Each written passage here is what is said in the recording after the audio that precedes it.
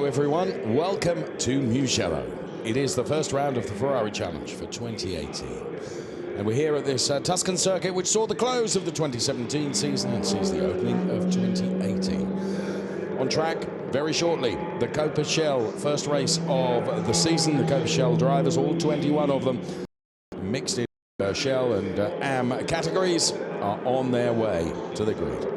This is our calendar for the year. Silverstone after Mugello, then it's Spa-Francorchamps, Misano under the floodlights, Brno in the Czech Republic, Barcelona, Circuit de Catalunya, and then the grand glittering finale mondiale at Monza between the 1st and 4th of November. So the Mugello circuit then, here with the famed crash helmet as you drive into the circuit, which is about 40 minutes, 45 minutes perhaps from the city of Florence. And there you can see where we are situated. And there's some support for Per Nielsen, Christian Overgaard, a number of other drivers as well. 5.245 kilometer circuit, 14 turns. 6 of them left, 8 of them right.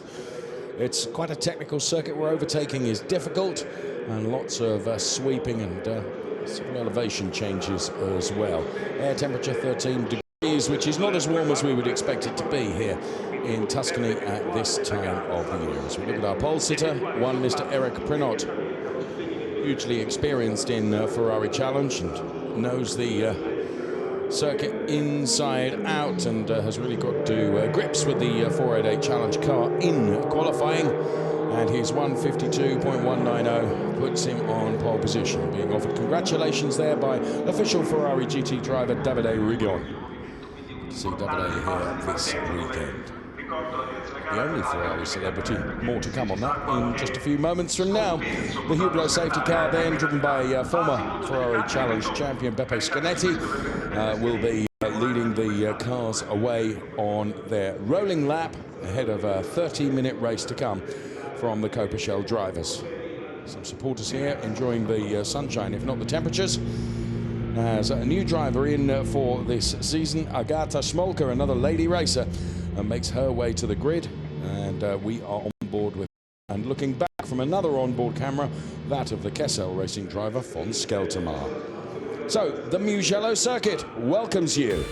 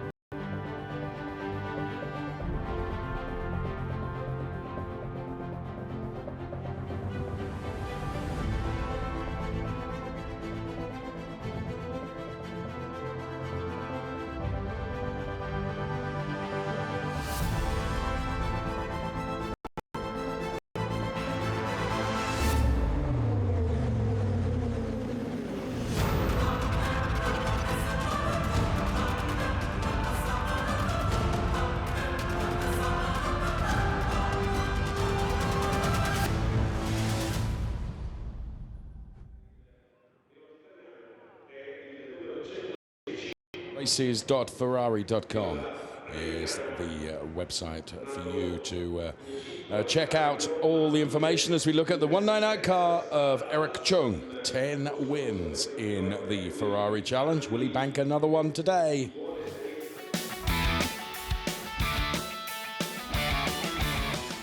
Today I want to introduce you a very special and important person to me.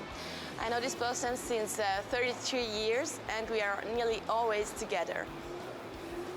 This person is driving actually quite well, of course not as good as me, but maybe this year she's growing a little bit more.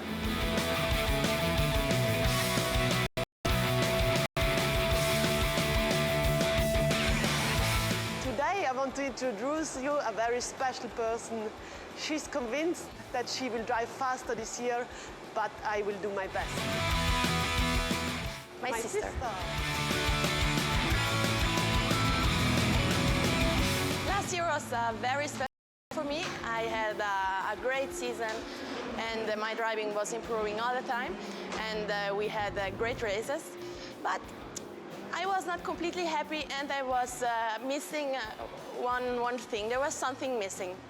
And I'm so happy to announce that Corinna, my sister, is coming back this year to me. Last year it was very special year for me because on September I had my third son, Matthias.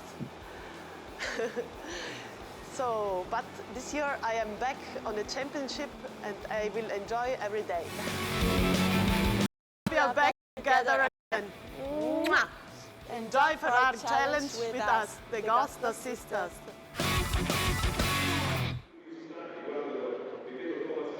Back together again. A great song by Frankie Beverly and Mays. There you go. I'm showing my age now, aren't I? The Gassner sisters, Manuela, and welcome back, Corinna. It's great to have you back on track, and congratulations on the addition to your family. There is Manuela Gassner then, who did have a great season last year.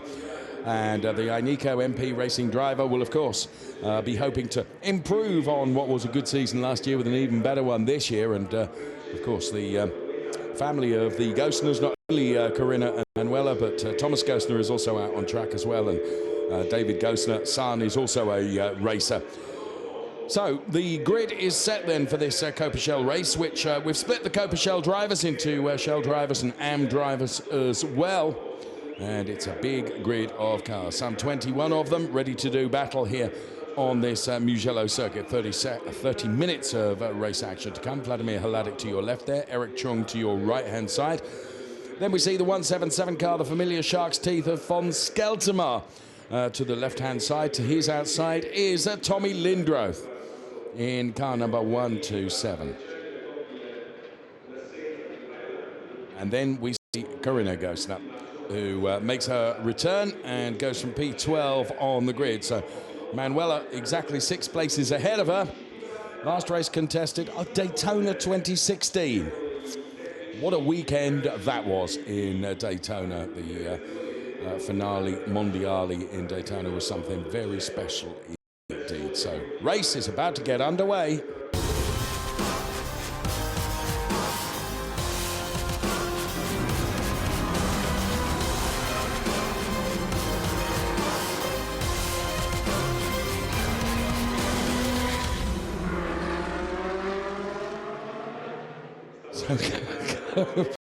Race 1 is about to get underway.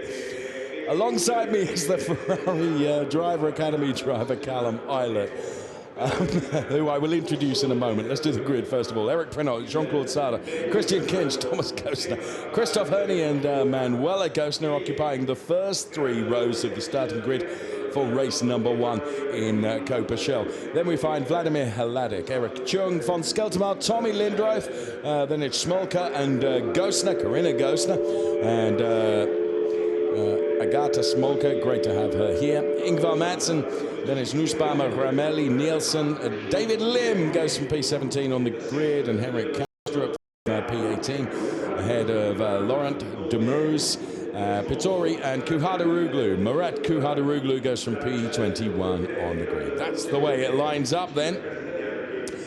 So FDA driver, Ferrari Driver Academy, alongside me, Callum Eilert. Nice to see you. You too, thank you. It's good to come in the afternoon. Yeah, looking forward to your comments on the air, that's for sure. Hello everybody. I'm very happy today for this pole position. It's a very good start for the season 2018. So come on, let's go. Thanks, Eric Prenot. So Callum Eilert, the FDA Ferrari Driver Academy driver, who will be joining us on the air this afternoon as the Hublot safety car is veritably put through its paces around the track here. So Callum, former Formula 3 star, into GP3 this year and a member of the Ferrari Driver Academy like many others. And must be very proud, Callum, to be able to wear the red as an official Ferrari person, as indeed you are. Yeah, especially at the home track, basically, of Ferrari as well. It's really a privilege. And to be here with you as well. Oh, you say the nicest things. If only I knew you didn't mean it. We have got the cars away then on their rolling lap. Also rolling lap in the Ferrari Challenge. The cars will grid up behind the safety car. And then the safety car will peel off, and all the social media is at the top of the screen for you to take notice of and be part of the Ferrari Challenge here from Mugello. The first race of the season for the Coppa Shell drivers, all weaving from side to side to try and generate some temperature into those big, big tyres. Callum, you're a racing driver, albeit single-seaters, not beautiful cars like these, although single-seater in its own way, of course, is beautiful. Does it really make any blooming difference, all this weaving? Do you generate temperature? Yeah, it does make a difference. I mean, obviously you can go a bit too much and not help the car. You can overheat it, which doesn't happen too often, but you want to get as much temperature as possible before the race, because it's the first laps that really count, and you can make all the difference by having a little bit more temperature in the tyres. And of course, presumably the drivers, as they're pushing on the brakes and off the brakes and pushing on the brakes, because the heat from the brakes dissipates into the rubber as well. So that's part of that warming up process. Yeah, you're just looking for any way to get more heat, more temperature in the tyres. So yeah, any little bit helps really for the start. Thank you, Callum Eilert. Technical direction then from the man that does it in cars and knows what he's talking about. And the cars then making their way towards the start. There you can see the Hublot safety car has indeed picked up the front, which is Eric Prinot and Jean-Claude Sarda with Christian Kinch. A very good qualifying from Christian to be P3 on the grid. Then it's Thomas Gosner, P4, Christoph Herney, Manuela Gosner, then it's Vladimir Haladik, Eric Chung, von Skeltermar, Tommy Lindroth, Agatha Smolka, Corinna Gosner, Ingvar Madsen, Nussbaumer, Ramelli, Nielsen. Then it's Liam Kamstrup, De Moos, Pittori and Kuhada Ruglu. All lined up, ready to do battle. The lights out on the safety car. It will peel off into the pit lane and send these drivers away on their 30-minute race. So we have one chicane to go through.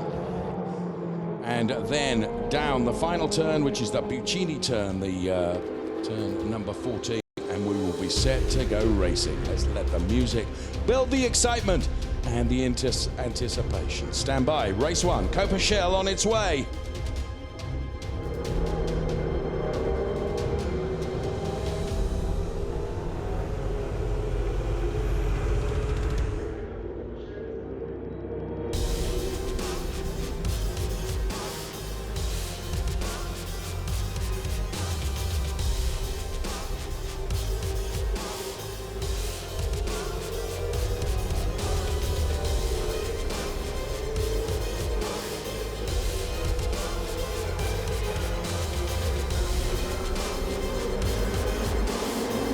Lights go green, let's go racing. Corinna Gosner already trying to make moves. Eric Prinot, a blistering start from him. Jean-Claude Sarda alongside Christian Kinch has got Thomas Gosner alongside him, but will go through and maintain his P3 position, or will he? Because Thomas Gosner now will have the inside line for the next turn and may move himself up to P3 and get past Christian Kinch. Indeed, he's done so. There's a little bit of contact between Manuela Gosner and that car picks up a couple. One of those is von Skeltermar. The other one, I think, is Tommy Lindroth.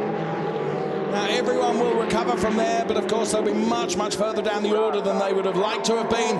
Prinot leads from Jean-Claude. Out goes the 162 car, and that's the car of Christoph Herney, who's involved in that skirmish.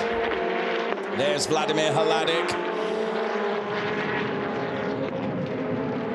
So the Coppa Shell cars already stretching their legs, and there is Corinna Gosner then in a real ding-dong battle there with the car of Giuseppe Ramelli.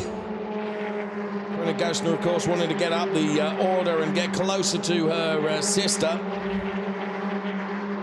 So there, good avoidance from Ingvar Madsen and a number of other drivers as well. And this in replay now. Whether that was a little tap from the Manuela Gosner car there, I'm not sure. Never like to call that really until we've seen all the angles. And they're into the Rosso Corsa garage. Race being led by Eric Prinot.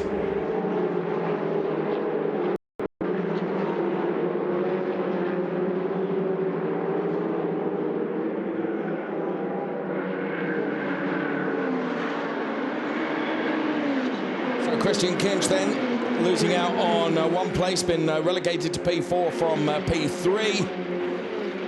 And the top three really stretching their legs now. Eric Prinot has built a margin of some 8/10 over Jean-Claude Sada, who is in P2, and he's got about similar over Thomas Gostner, similar margin. Thomas Gostner, though, has really got the bit between his teeth now, and he's really closing in on Jean-Claude Sada. Rest of the pack come through. There our race leader Eric Prinot through the chicane. It's going to be a fight on for P2 in a moment, because I think Thomas Gostner is getting closer to Jean-Claude Sada, and Manuela Gostner is now beginning to pressure the car of Christian Kinch, which is ahead of her.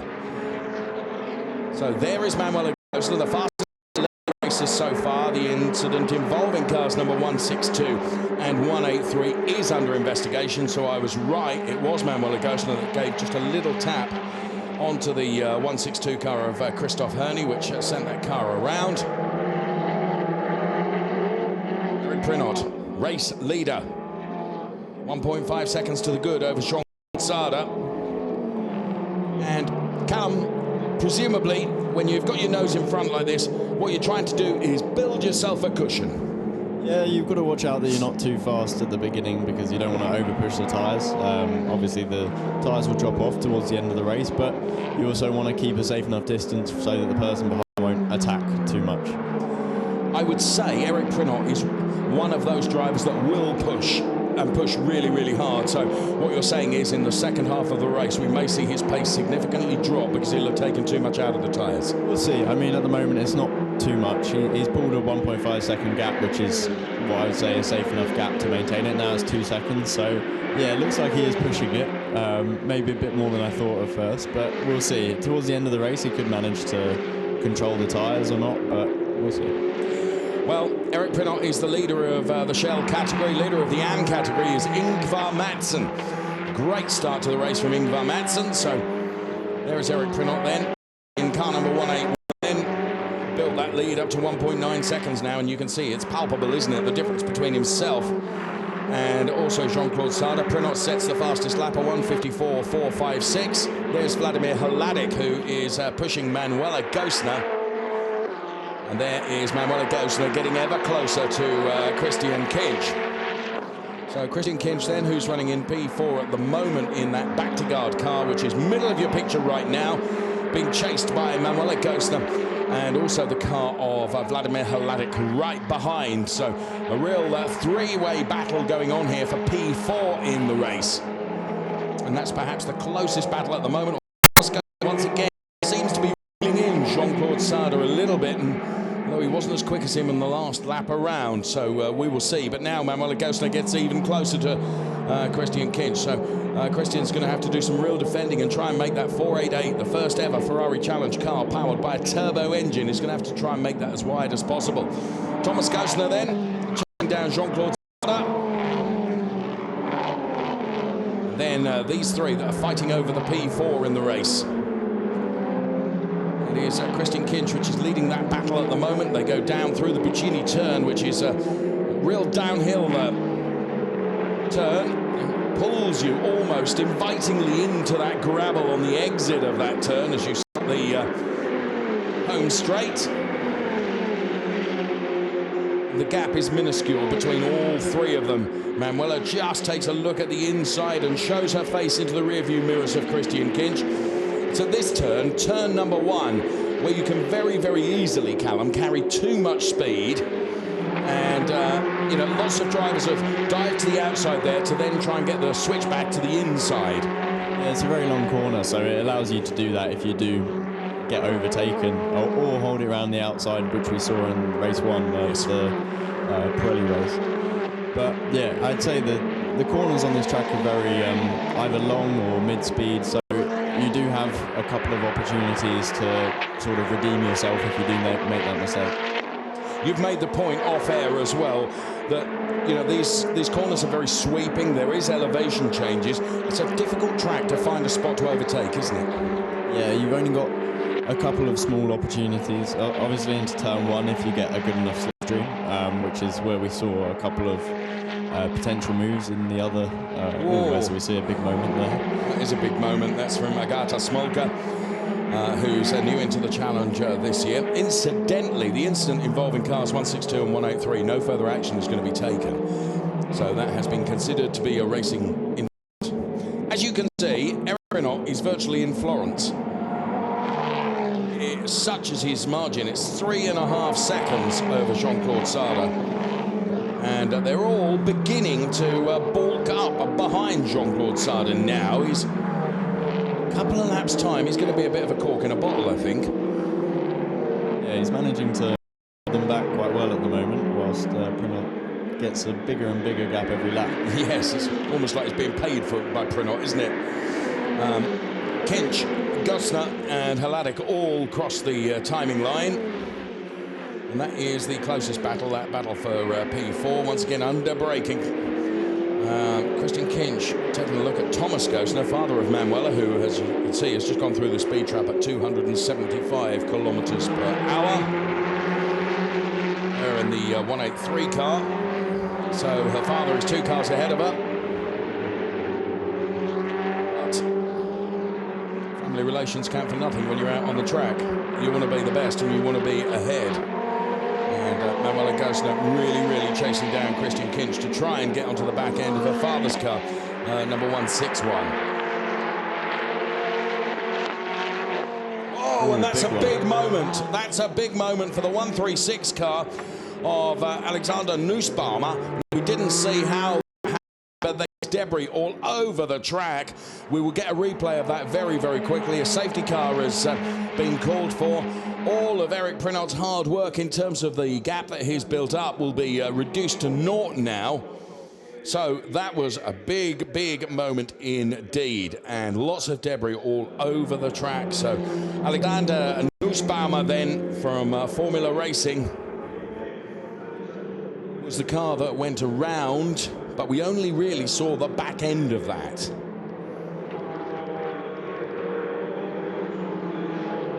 So the race about third distance.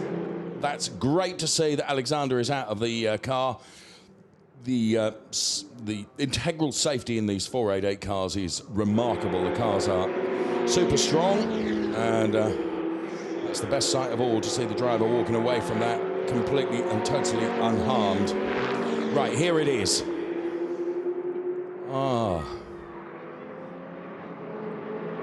That's going into turn 4, isn't it? It just looked like and I think it was Murat Kuhadaroglu that he to see that again, whether he tried to, whether he was just, I don't know. It's always difficult to call, isn't it? It looked to me on that little clip that I saw whether he just cut across the front of Murat. I don't know, and it might not have been Murat. So I think it was quite close. Yeah. Need to see it again. It's always difficult to call things like that. Here's a replay of the start then. Eric Prinot did everything that he needed to do exactly right. Of course, pole position here at Mugello all gives you the inside line into turn number 1, and he used that to full advantage. Thomas Gosner, though, it was a good overtake from Thomas Gosner, because he was on the outside and does exactly what you said can be done, Callum, in that you keep your foot in, just try for everything to hold onto the car, and it gives you the inside line for turn number 2.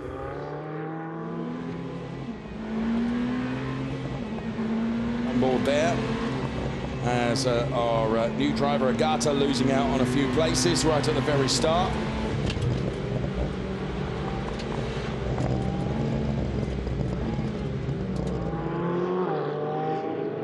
So now all of that hard work Eric Prinot had done, all the potential grip that is taken out of those tyres. That's a risky play. Well, it is a risk, isn't it? You can never predict a safety car.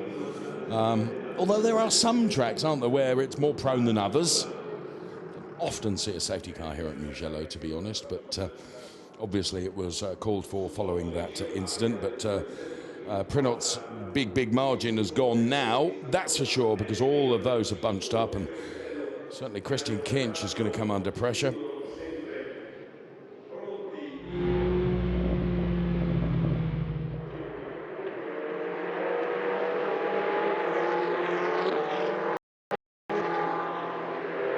It's the 127 Tommy Lindroth car.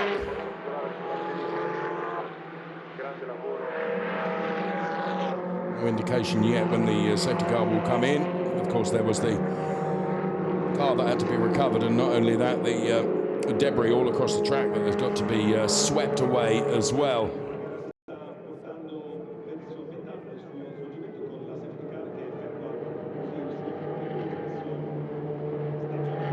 So on board with the safety car, looking back at the race leader, Eric Prinot.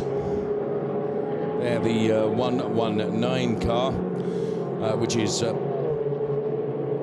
by Per Nielsen.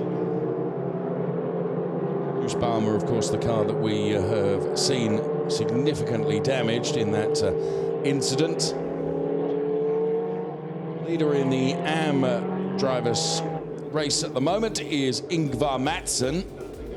He had got the benefit of a cushion of Corinna Kostner between himself and Giuseppe Romelli, who was P2 in AM. In Shell proper, though, Eric Prinot is P1.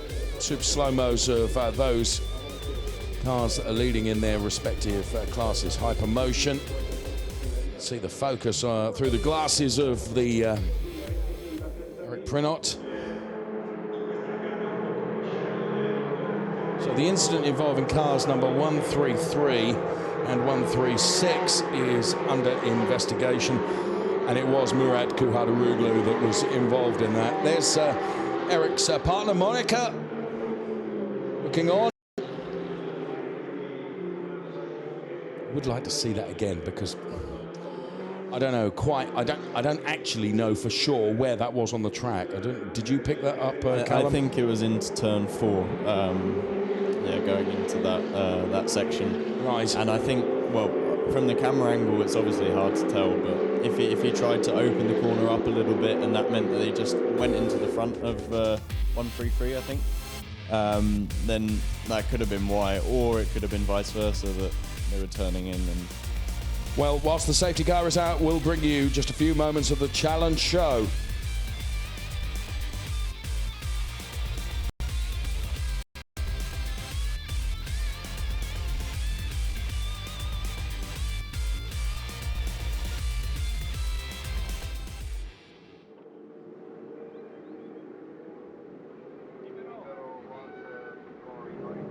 So, a few moments then of the challenge show.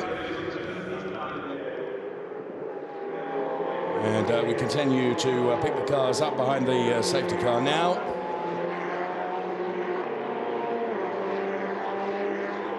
As a racing driver, Callum Eilert. So we'll give you the show cam first, and then we'll get your comments of what it's like being behind a safety car.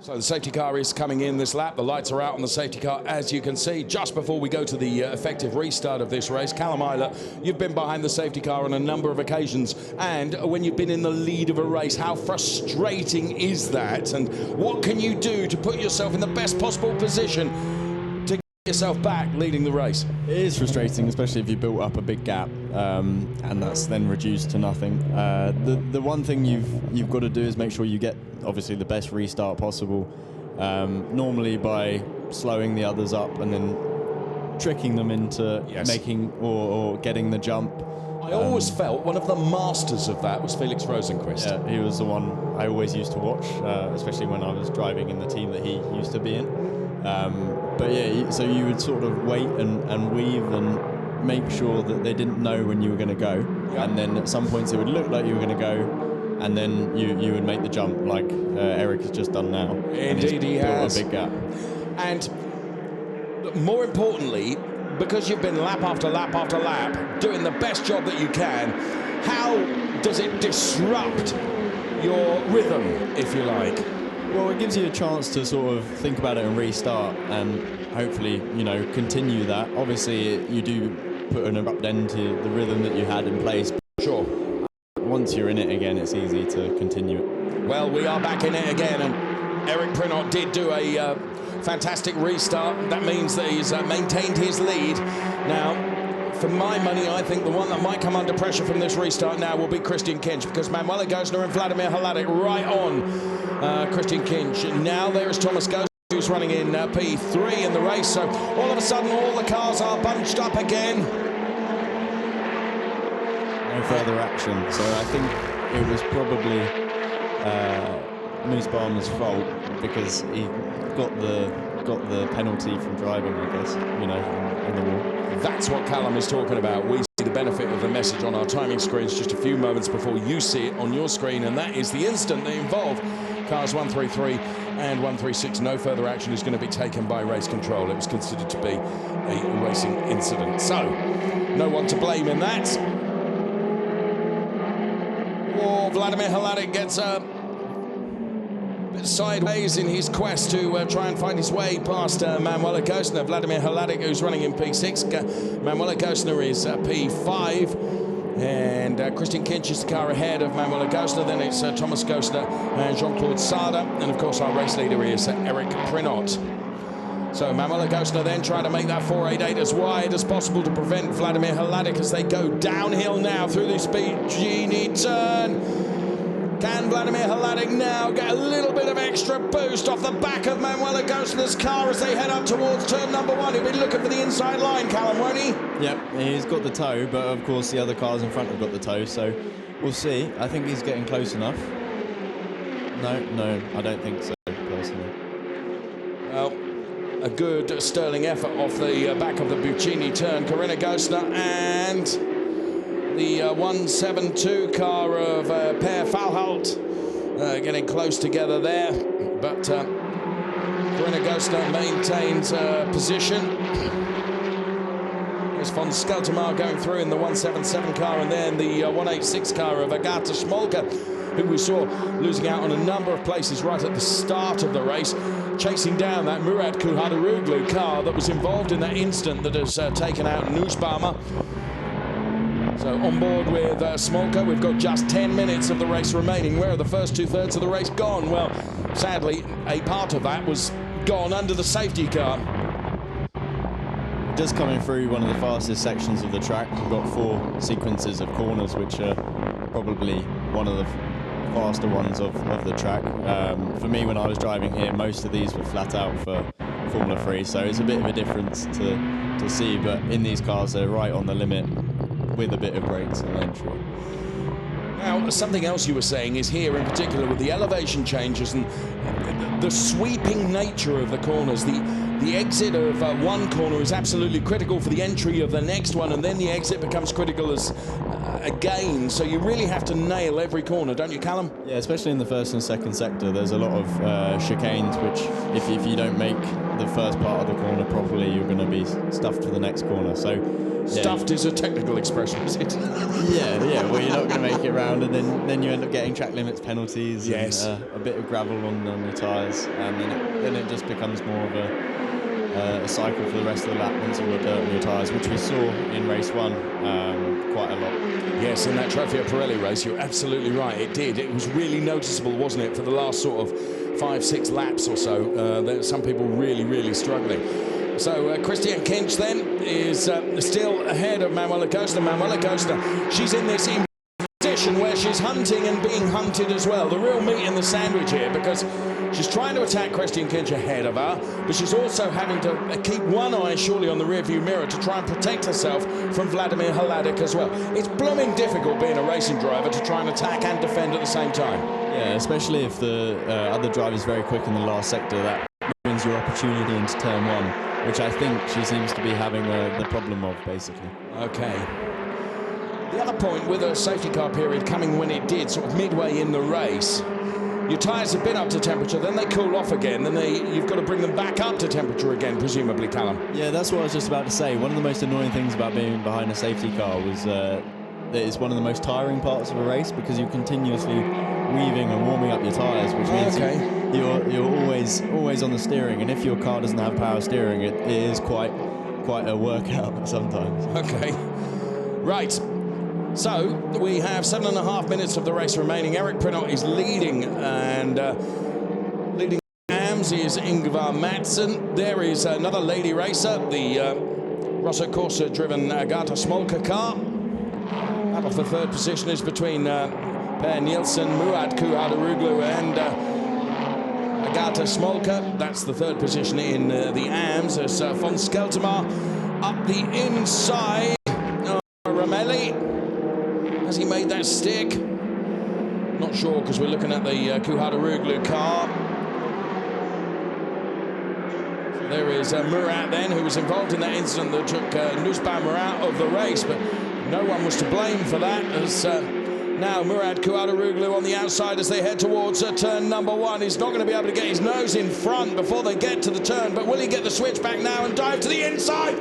But there's another car right in there, and that, of course, is the car of Agatha Smolka. But now Murat, by keeping his nose in and keeping his foot in, managed to, the outside of turn 1 becomes the inside of turn 2. Callum. Yeah, he did have a look at switching back, and then he realised the car was there. That was sort of in the way, really, yeah, wasn't it? So he reverted to the second option, which worked as well. So in many respects, I think Agatha actually helped him get that overtake done. Definitely, I think. Let's see it. Talk us through this, Callum. So yeah, at this point, you sort of got to look at what you're going to do, and he decides to divert back, and I think he's also not far enough behind to be able to go behind, so he went for the second option and continued it round the outside, and it was quick thinking and it worked, so did a good job there. It was really interesting. You could see Per Nielsen was going to turn in for turn number 2, and then he thought, oh, heck, I can't do that because it's full of the Murat car.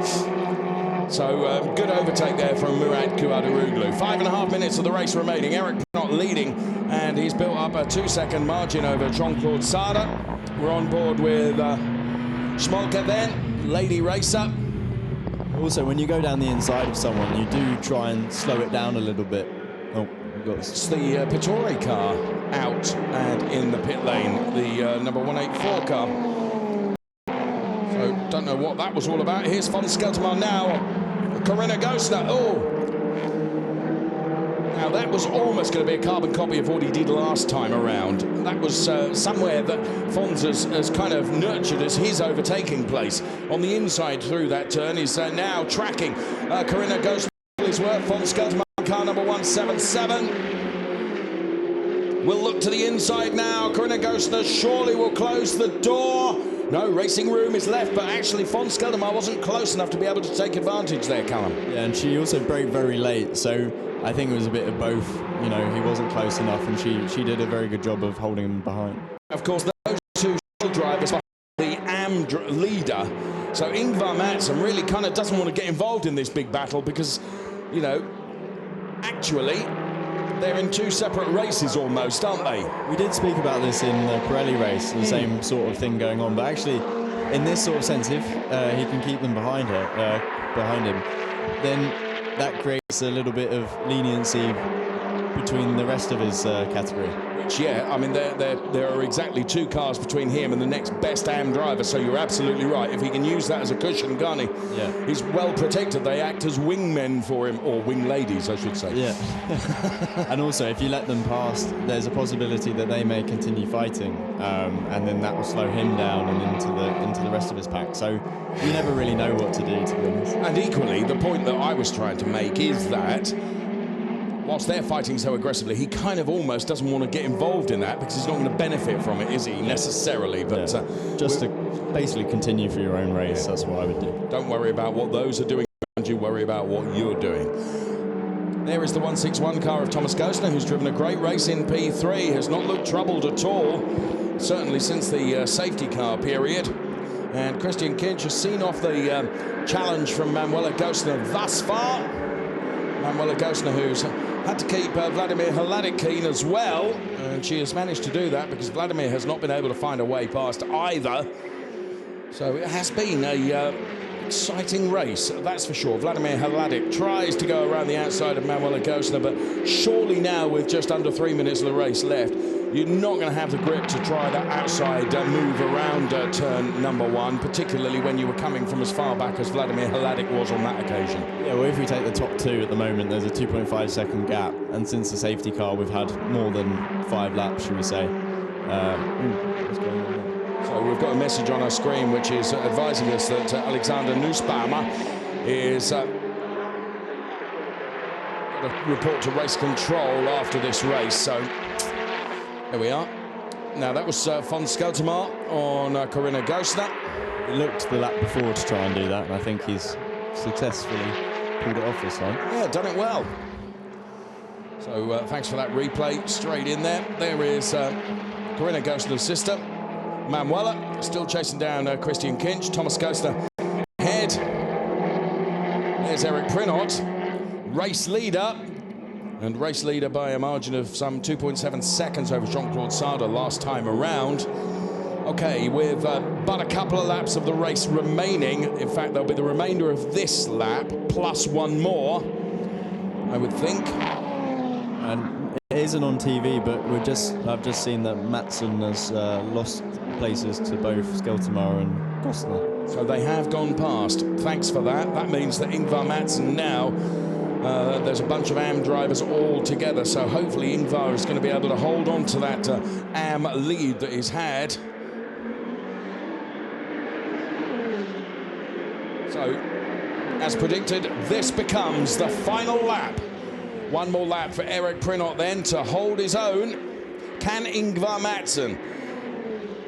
Because there's only 5/10 between Ingvar Matson and Ramelli in the AM battle at the moment. Picking that up from our timing screen as well. So Ingvar Matson might come under some pressure. Also coming under pressure is Manuela Gosner. I think it would be Ingvar Matson's first win, if my memory serves me, which frequently it doesn't, but I think it would be. Battle for P5 between Manuela Gosner, Vladimir Hladik and Eric Chung is coming into the mix as well in car number 198. Eric Chung, another really long-time campaigner in the Ferrari Challenge and super driver. Oh, and around has gone David Lim in the 168 car. Now, whether he was provoked into that or whether that was of his own doing, doesn't look to be any damage on the car, does the Callum, which would suggest that on worn tyres, maybe... Oh, yeah, on his own. Must have put the tyre out somewhere. It must have been on the, you know, for that to... Did jolly well to get it out of the gravel, to be fair. Well, the thing is, out of turn 1, it's you're on the power out of the corner, and it's a continuous corner, so it's possible that they're just a little bit snapped too much power. away. Yeah, it went on him. Well, it hasn't gone on Eric Prinot, who has driven faultlessly, to be fair. Did all the hard work, arguably, in qualifying to put himself in the best possible position, but he had to do it all over again from a safety car period.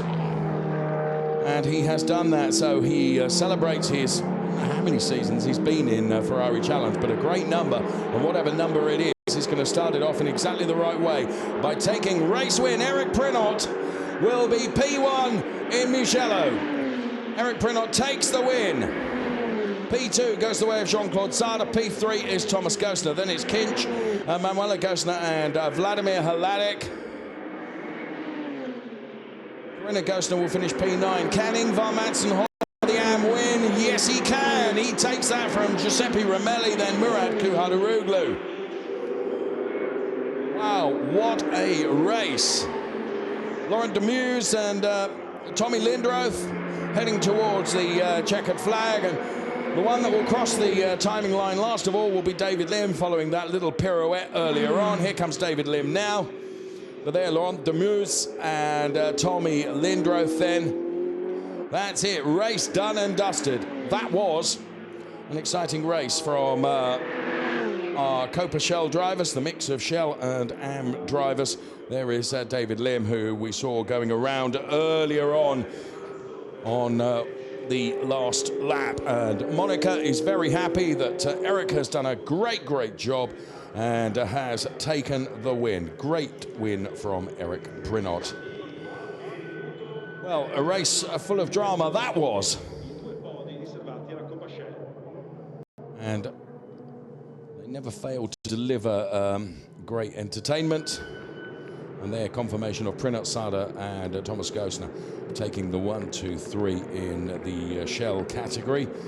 Christian Kinch was 4th, Manuela Gosner 5th. Then it was Vladimir Halad taking P6. In the AMS, it's Ingvar Mattsson, Giuseppe Romelli, and then Murat Kuhadaroglu.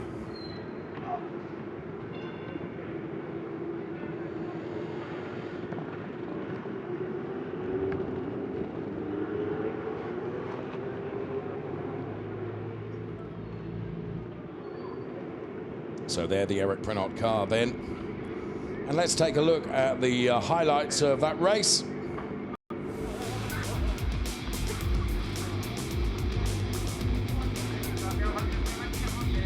So as the lights went green, Eric Prinot with a great start and put himself into that unassailable P1 position going into turn number 1.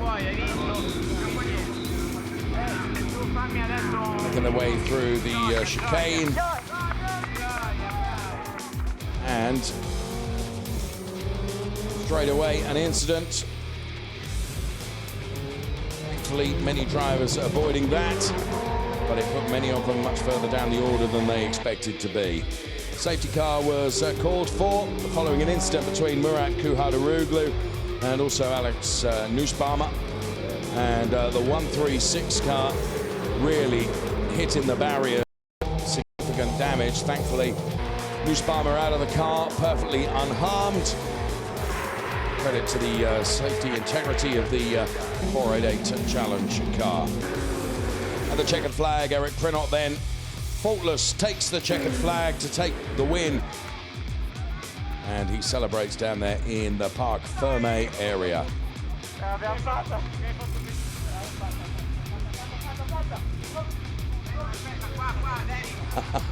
Steady on, Eric. Whoa.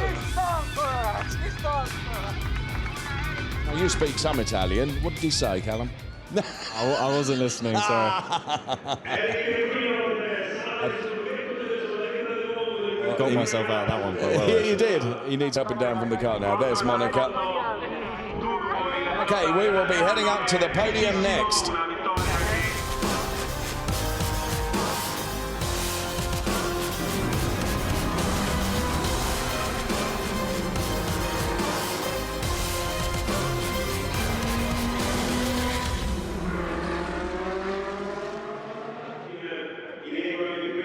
So the celebrations continuing down there. Eric Prinot then. Ottimo secondo e Thomas Gosner sul podio per la seconda volta dopo Budapest 2017. Mattsson vittorioso in Coppa Scelta. Nice to soak up the atmosphere.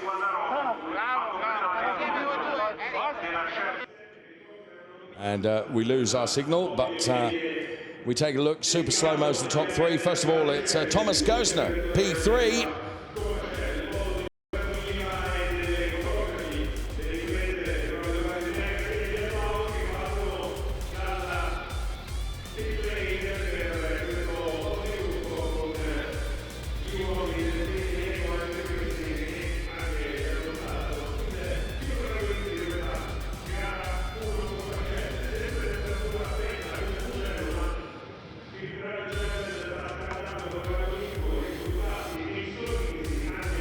Winner, of course, Eric Prinot.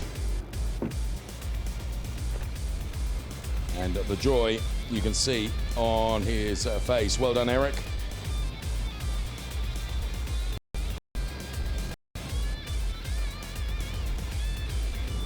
In the Drivers' Championship, then, Eric Prinot, maximum points, 23 points. Jean-Claude Sarder is P2. Thomas Gosner is P3.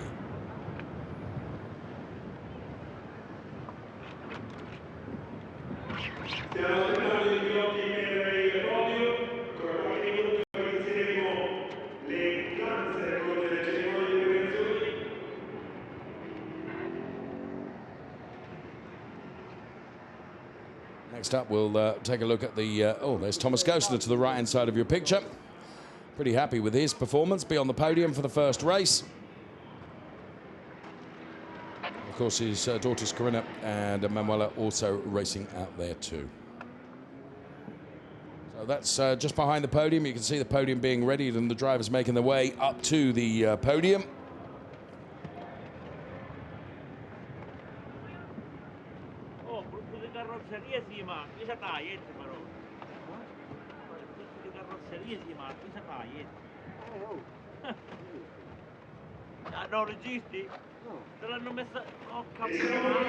Right, and Michele Mambrelli then, we can hear, is getting the drivers out towards the podium. There's Manuela Gostner, ready to salute her dad up there on the podium. He takes step number 3. Jean-Claude Sarda then will go to step 2. Eric Prinot generally jumps on the podium. We'll see. There he is. More of a step this time. Yeah, but I think we missed the jump. I think we cut back too early. National anthem.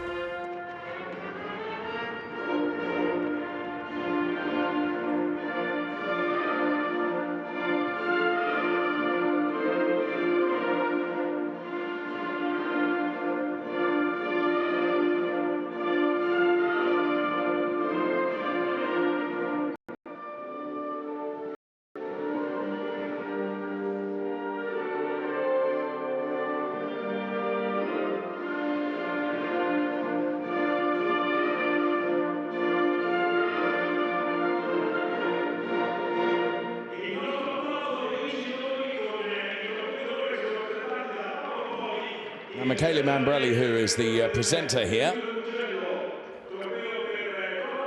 invites Paolo Poli, the Mugello Circuit General Manager, to make the trophy presentations. First of all, to Thomas Gostner, then to Jean-Claude Sarda, and of course the winner's trophy to Eric Prinot. Used to have quite a laugh with Michele, the track presenter, because he would always say to the drivers at the end of the podium ceremony, "Please rise your trophies." So my English invited him to use the word lift. I think would be better. Listen.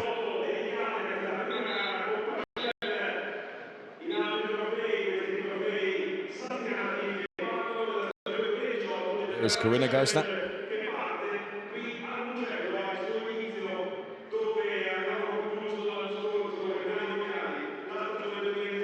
Photographs all taken without the invitation to lift them, sadly. But champagne time. Thomas is going to win that race, I think. Oh, actually, it might have been a dead heat between himself and Jean-Claude Sarda, and Eric was a bit wayward with the champagne spraying, and there we are. Super slow-mo once again of the race-winning car and a race-winning driver, the Anico MP driver, long-serving member of the Ferrari Challenge drivers. That is Eric Prinot. Still to come, we will have the AM podium, and the fastest of the ladies, I suspect, will be joining us on the AM podium as well. And that will be Manuela Gostner, who actually finished the race P5 overall. No bad achievement.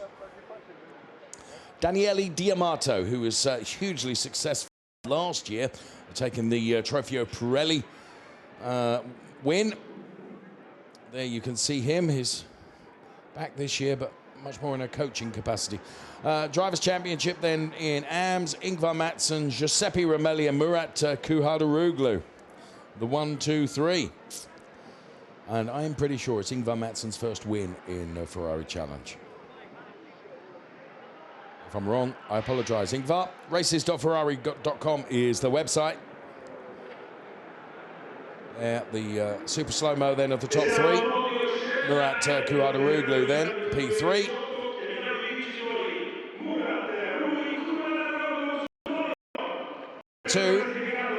The 172 car of Giuseppe Ramelli. And P1, Ingvar Mattsson.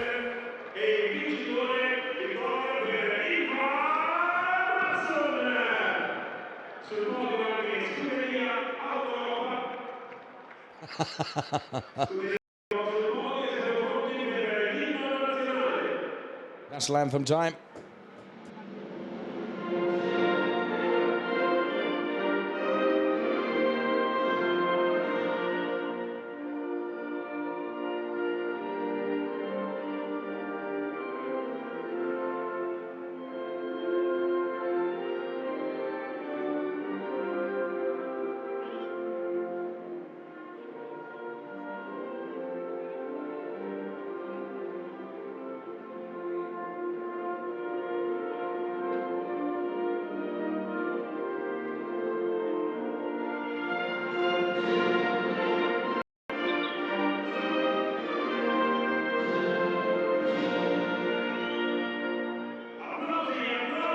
So the anthem plays out for Ingvar Matsson then.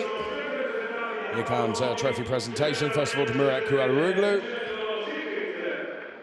for the Kessel Racing team. Congratulated by Fonskamar and Nicky Kadai to his right-hand side in that picture. Paolo Proli again making the trophy presentations. And Jean-Claude Sada has received his, and now Ingvar Matsson takes his trophy.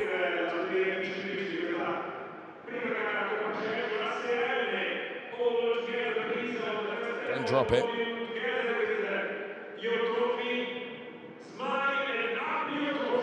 Up your trophy now. Up your trophy.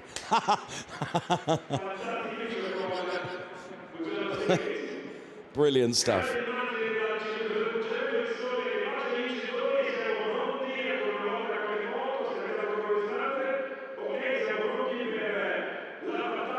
So the Gostner family down there.